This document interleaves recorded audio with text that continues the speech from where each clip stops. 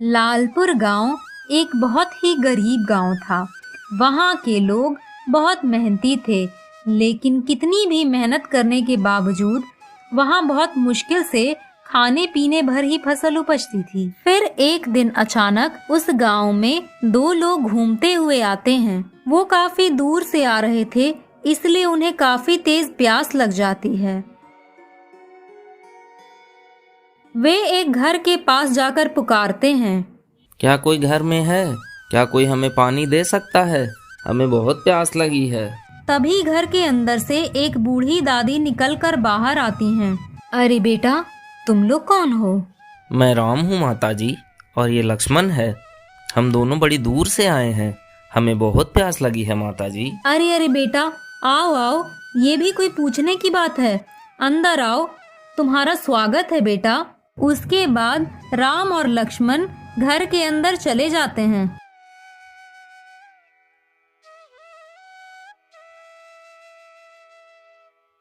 फिर दादी उनके लिए पानी लेकर आती है। ये लो बेटा, मैं तुम्हारे लिए कुछ खाने के लिए लाती हूँ। अरे नहीं नहीं माताजी, बस इतना ठीक है। अच्छा माताजी, आप हमें एक बात बता सकती हैं? ये गांव इतना उदास उदास क्यों लगता है, और यहाँ हरियाली भी नहीं है?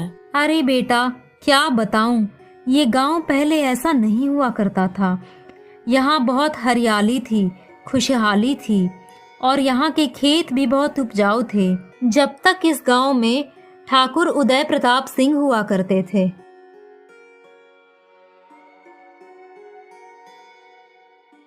ये गांव बहुत सुखी था और सब लोग बहुत अच्छे से मिलजुल कर रहते थे।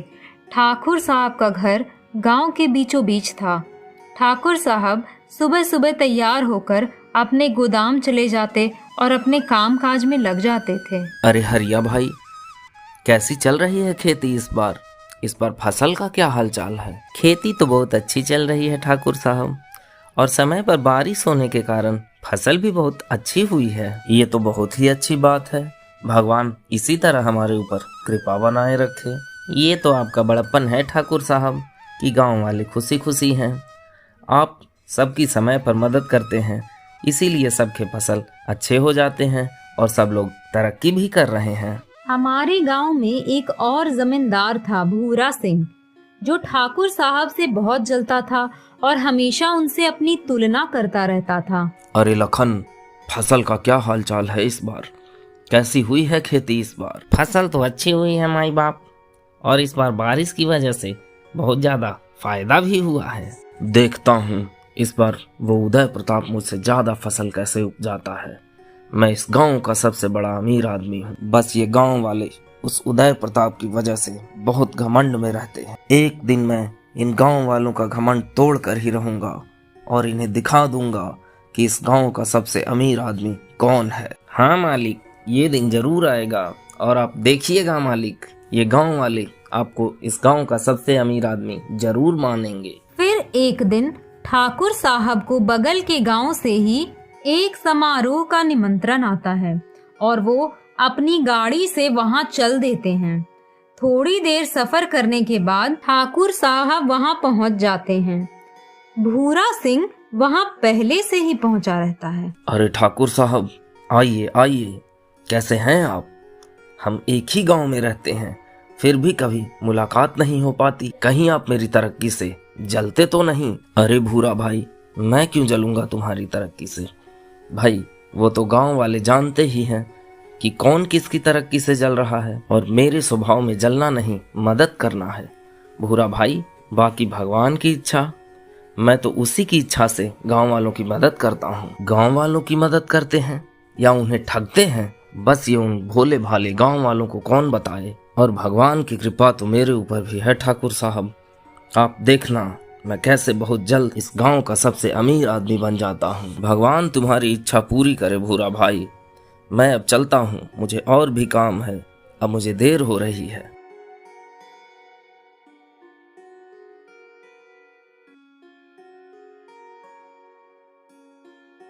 बहुत जबान चलने लगी है इस उदय प्रताप की। लखन, हमें इससे अच्छा मौका नहीं मिलेगा इस उदय प्रताप को अपने रास्ते से हटाने का। तुम जानते हो तुम्हें क्या करना है। मालिक, आप चिंता न करें, आज मैं इस उदय प्रताप का हिसाब किताब कर ही दूंगा।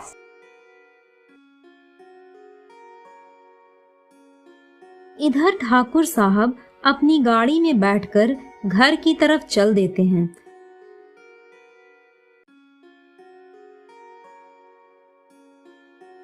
और लखन ठाकुर साहब के पीछे पीछे निकल जाता है। वो अपनी गाड़ी से ठाकुर साहब की गाड़ी का पीछा करने लगता है। ठाकुर साहब आगे आगे और लखन उनके पीछे पीछे।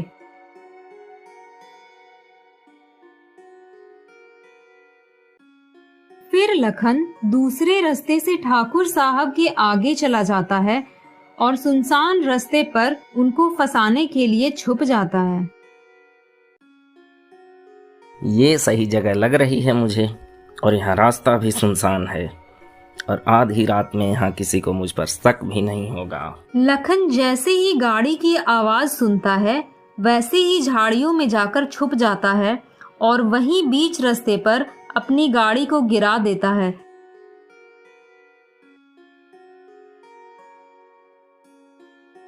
अरे, ये आधी रात को किसने यहाँ अपनी गाड़ी बीच सड़क में छोड़ दी है? हद हो गई मतलब। तभी ठाकुर साहब की आवाज सुनकर लखन झाड़ियों के पीछे से निकलकर आ जाता है। अरे ठाकुर साहब, आइए आइए, मैं आपका ही इंतजार कर रहा था। आइए आइए ठाकुर साहब। अरे लखन, तुम यहाँ क्या कर रहे हो? तुम तो अभी वहाँ उस समारोह में थे। अरे ठाकुर साहब, आप मेरी चिंता मत कीजिए, मुझे तो यहाँ आपकी खातिरदारी के लिए ही भेजा गया है। आइए आइए। मेरे मालिक को ऐसा लगता है कि आप उनके काम में बहुत टांग अड़ाने लगे हैं, और अब आपको ये धरती छोड़कर भगवान के पास चले जाना चाहिए। इसीलिए तो मैं यहाँ आपकी खातिरदारी करने के लिए आया हूँ। तू ये क्या कह रहा है लखन? तेरा दिमाग तो नहीं खराब हो गया? तू जानता नहीं किससे बात कर रहा है? अपनी औकात में रह, और उस भूरा को भी कह देना कि ऐसा करने की गलती कभी न करे। ठाकुर साहब बोलते ही रहते हैं, तब तक लखन उन्हें चाकू मार देता है। बार बार चाकू के वार से ठाकुर साहब वहीं जमीन पर गिर जाते हैं। लखन, ये तुमने मेरे साथ ठीक नहीं किया। जिस जमीन के लिए तुम लोगों ने मुझे मारा है, मैं श्राप देता हूँ कि जो भी आदमी मेरी जमीन को हथियाने की कोशिश करेगा, उसके पूरे वंश का नाश हो जाएगा। मुझे माफ करें ठाकुर साहब, पता नहीं आप मरते मरते क्या बड़बड़ा गए। खैर, भगवान आपकी आत्मा को शांति दे। चलिए, मैं आपको ठिकाने लगा देता हूँ। उसके बाद लखन ठाकुर साहब को उठाकर चल देता है।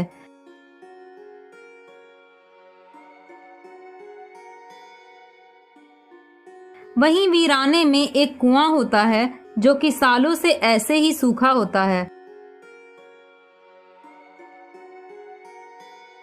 लखन ठाकुर साहब की लाश को कुएं में फेंक देता है। अब मुझे यहाँ से जल्दी से निकलना होगा, कहीं मुझे कोई देख न ले।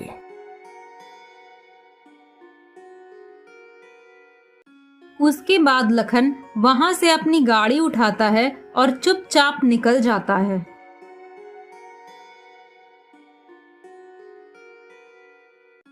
तभी झाड़ियों में से हरिया निकलकर आता है, जो कि सारी घटना को छुपकर सुनता रहता है।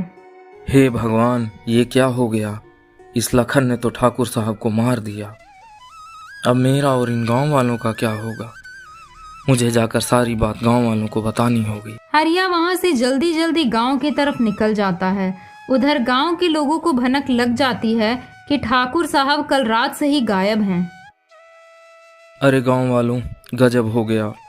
आप सुनोगे तो यकीन नहीं करोगे।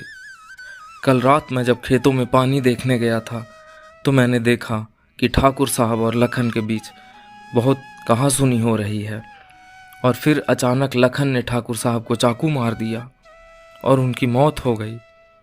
लेकिन मरते मरते ठाकुर साहब ने लखन को श्राप दिया कि अगर लखन ने उनकी ज़मीन हथियाने की कोशिश की तो उसके पूरे वंश का नाश हो जाएगा। अरे बेटा, ये तुम क्या कह रहे हो? ये तो बहुत बुरा हुआ हमारे साथ। और इस लखन ने ऐसा क्यों किया बेचारे ठाकुर साहब के साथ?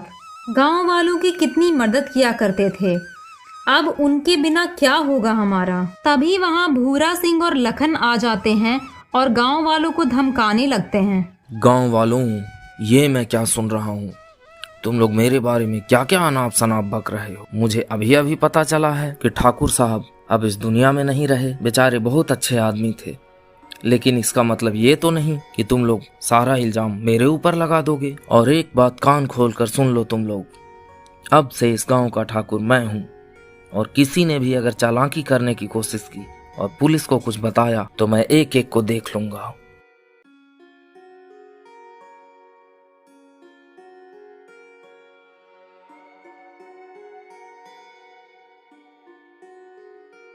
कुछ दिन बाद हरिया अपने खेत में खेती करता है और बहुत मेहनत से फसल लगाता है।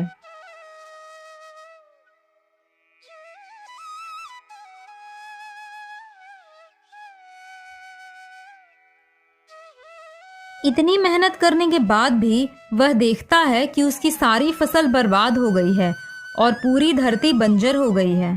अरे, ये तो मेरी पूरी जमीन ही बंजर हो गई। अब मैं क्या करूं? लगता है ये ठाकुर साहब के श्राप का असर हो रहा है।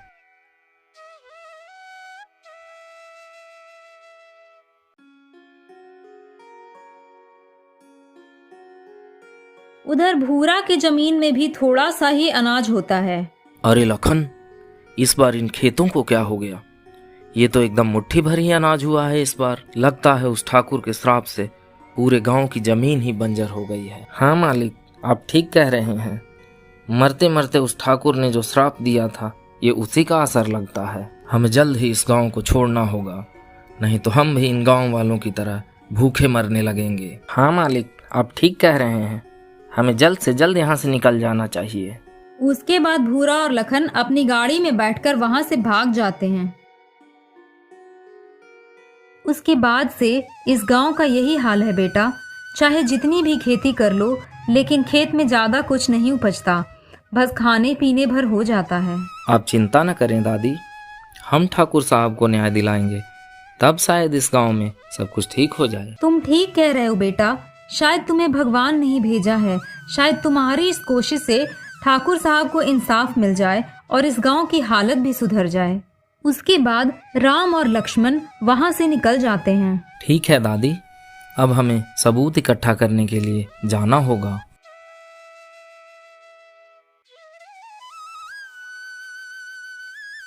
रुकिए भैया, मैं भी आपके साथ चलता हूँ। मैं जानता हूँ कि लखन ने ठाकुर साहब को कहाँ मारा था, और वहीं आसपास हमें सबूत भी मिल सकता है। ठीक है भाई, तुम भी हमारे साथ चलो। तुम रहोगे तो हमारी भी कुछ मदद हो जाएगी। उसके बाद राम और लक्ष्मण वहां से निकल जाते हैं।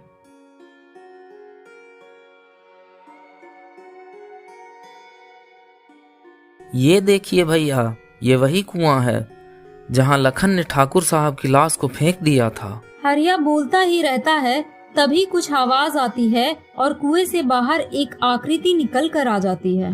हाँ हरिया, तुम ठीक कह रहे हो। यहीं पर लखन ने मुझे धोखे से मार दिया था और इसी कुएं में मेरी लाश को फेंक दिया था, और दूर घने जंगल में उसने उस खंजर को फेंक दिया है। अगर तुम उस जंगल में जाओगे तो वो खंजर तुम्हें मिल जाएगा। मैं इतने सालों से यही इंतजार कर रहा था कि कोई मेरे पास आकर मुझे इंसाफ दिला सके। मेरे श्राप के कारण ही गांव का ये हाल हुआ है, और अगर भूरा और लखन को उनके कर्मों की सजा मिल जाए तो मुझे मुक्ति मिल जाएगी, और उसके साथ पूरा गांव भी खुशहाल हो जाएगा। उसके बाद मुखिया जी की आत्मा वहां से गायब हो जाती है। हरिया भाई, हमें अभी जाकर उस खंजर को ढूंढना होगा और ठाकुर साहब को इंसाफ दिलाना होगा, ताकि उनकी आत्मा को मुक्ति मिल सके। उसके बाद राम और लक्ष्मण हरिया के साथ उस खंजर की तलाश में जंगल की ओर निकल जाते हैं। थोड़ी देर बाद वो घने जंगल में पहुंच जाते हैं। जंगल में आगे चलते चलते वो लोग काफी अंदर चले जाते हैं। चलते चलते राम की नजर उस खंजर पर पड़ती है जो झाड़ियों में फेंकी हुई थी। अरे हरिया भाई, वो देखो, मुझे झाड़ियों में कुछ दिखाई दे रहा है। कहीं ये वो खंजर तो नहीं? हरिया खंजर की तरफ बढ़ता है और खंजर को लेकर राम लक्ष्मण के पास आ जाता है। अरे हाँ, लगता है तुम ठीक कह रहे हो। हमें तुरंत पुलिस को खबर करना चाहिए और सारी बात बतानी चाहिए। उसके बाद खंजर लेकर हरिया राम लक्ष्मण के साथ चल देता है।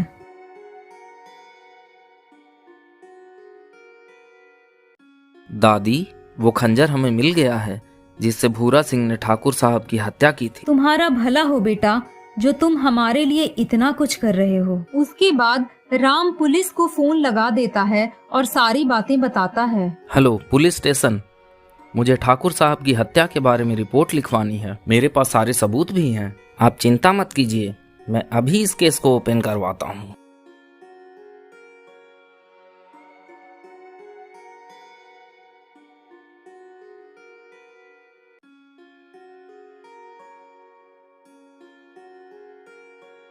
अरे लखन, व्यापार कैसा चल रहा है? व्यापार बहुत अच्छा चल रहा है मालिक।